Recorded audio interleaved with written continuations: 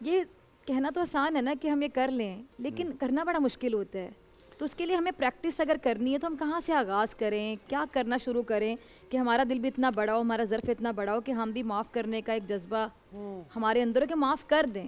یہاں تو ہوتا ہے کہ بدلے کی آگ میں کہ اگر کسی نے کچھ جملہ کہہ دیا تو انسان کو سکون نہیں ملتا کہ ملے سے اس کو جواب میں یہ کہوں گا. بسم اللہ الرحمن الرحیم. جزا اللہ عنا سیدنا و مولانا محمد ما هو اہلہ صلی اللہ علیہ وآلہ وسلم.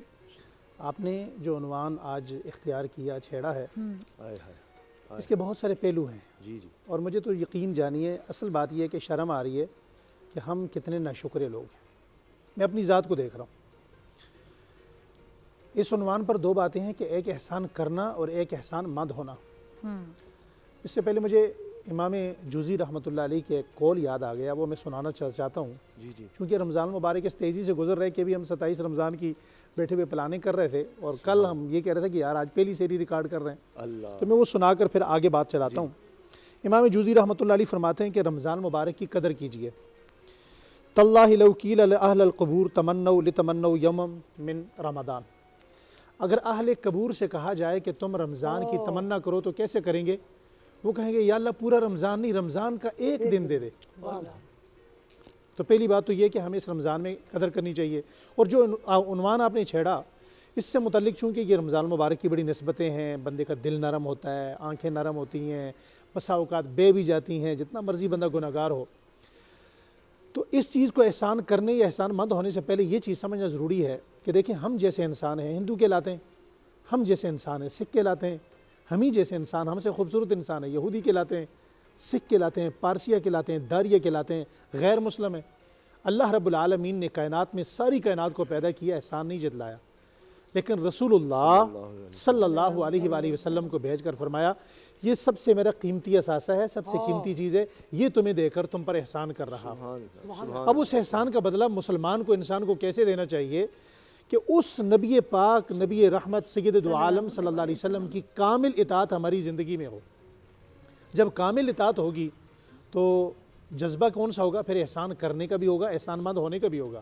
آج دیکھیں مجموعی طور پر ہماری پوری قوم، بحیثیت قوم، ہم سکون کی تلاش میں، لیکن سکون ہے نہیں ہے. اصل بات یہ ہے کہ سکون لینے سے نہیں آتا، سکون دینے سے آتا ہے. سکون کھانے سے نہیں آتا، سکون کھلانے سے آتا ہے. سکون پہننے سے نہیں آتا، سکون پہنانے سے آتا ہے. یعنی بانٹنے سے آتا ہے. جی جی. سکون آپ کے پاس ہے اس کو تقسیم کر. سکون لینے سے نہیں، سکون تقسیم کرنے سے آتا ہے.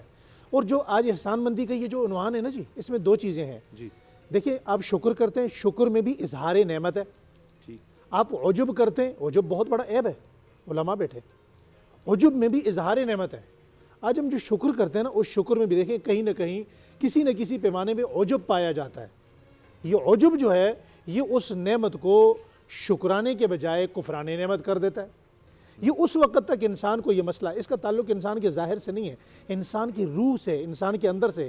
اور یہ اس وقت تک انسان کو حاصل نہیں ہو سکتا جب تک انسان اپنے آپ کو نادم کر کے یہ نہ کہے یا اللہ جو میرے پاس ہے میں اس کے قابل نہیں ہوں، یہ محض آپ نے اپنے فضل سے دیا ہے. بے شک بے شک. قارون نے کیا کہا تھا؟ یہ دولت میرا ذاتی کمال ہے.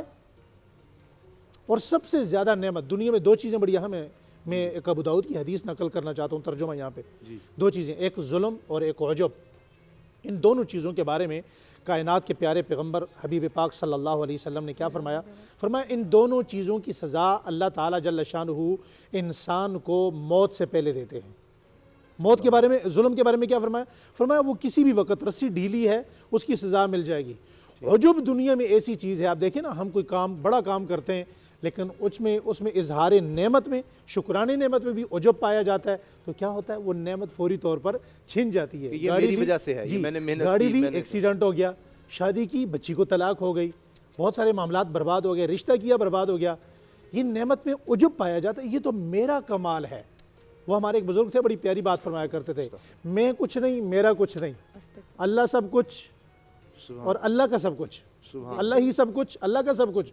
میں کچھ نہیں، میرا کچھ نہیں. جب یہ جذبہ مسلمان کے اندر آ جائے گا نا تو مسلمان کی نیت ٹھیک ہو جائے اچھا گی. جب آپ کسی کی مدد بھی کرتے ہیں تو میں نے اکثر لوگوں کو کہتے ہوئے سنا ہے کہ میں نے تو تمہیں اللہ کے دیے میں سے دے دیا نا, اس میں تو میرا بھی کچھ نہیں تھا, یہ تمہارا حصہ پڑا ہوا تھا میرے پرس میں, میرے بیگ میں, میرے بٹوے میں, تو میں نے تمہیں دے دیا. اب دیکھیں نا, آج میں نے شاید یہ پہلی بھی میں نے یہ بات عرض کی تھی, یہاں بہت سارے عنوان ہو چکے ہیں. اب دیکھیں ہم جو نیکی کرتے ہیں نا, نیکی کرنے کا ہمارا انداز کیا ہے, احسان نہیں کر رہے ہوتے, ڈسپلے کر رہے ہوتے ہیں. اور ہماری نیکی بھی کیسی ہوتی ہے, نیکی چھوٹی ہوتی ہے, ڈسپلے بڑا ہوتا ہے, بینر بڑا ہوتا ہے, تختی بڑی ہوتی ہے. ام المؤمنین عفیفہ کائنات رضی اللہ تعالیٰ عنہ حضرت عائشہ صدیقہ رضی اللہ تعالیٰ عنہ ایک مرتبہ بڑی مسرت کی خوشی میں, کیفیت میں اپنے والد محترم سیدنا ابی بکر صدیق رضی اللہ تعالیٰ عنہ کے گھر آئیں. تو آپ نے حیرانگی سے پوچھا, بیٹی آج آپ اتنی خوش کیوں ہیں؟ فرمایا ابا جان آج اللہ کے رسول صلی اللہ علیہ وسلم نے عجیب بات سنائی. فرمایا کیا بات سنائی؟ فرمایا اللہ کے رسول صلی اللہ علیہ وسلم جب صبح کو اٹھے تو اب بہت زیادہ آپ کے چہرے پہ شادمانی تھی. ہمارے ایک بزرگ تھے مولانا دین پوری, وہ فرمایا کرتے تھے جب اللہ کے رسول کے چہرے پر غصہ ہوتا تھا تو جہنم دہکتا تھا, اور جب اللہ کے رسول مسکراتے تھے تو جنت مہکتی تھی. سبحان اللہ. تو اللہ کے نبی صلی اللہ علیہ وسلم بہت زیادہ مسکرا رہے ہیں, یہ تہجد کا وقت ہے. ام المؤمنین نے پوچھا یا رسول اللہ کیا میں پوچھ سکتی ہوں کہ کائنات کے سرتاج اتنے خوش کیوں ہیں؟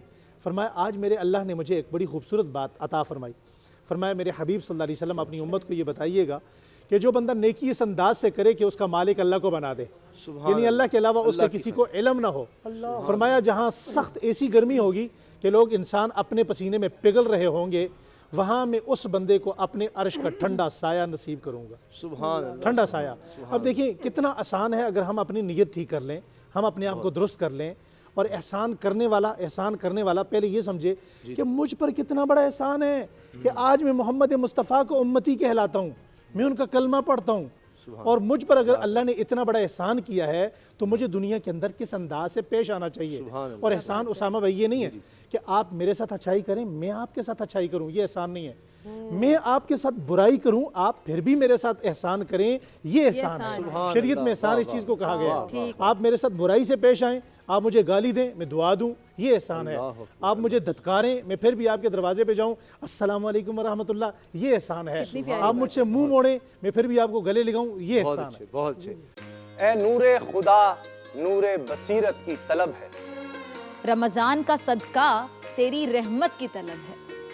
مخفی ہیں اسی ماہ میں رحمت کے قرینے, گرداب سے نکلے ہوئے بخشش کے سفیر. گویا ہیں تیرے عشق میں ہم سب برابر, مجلس کو تو گلدستہ فردوس بنا دے.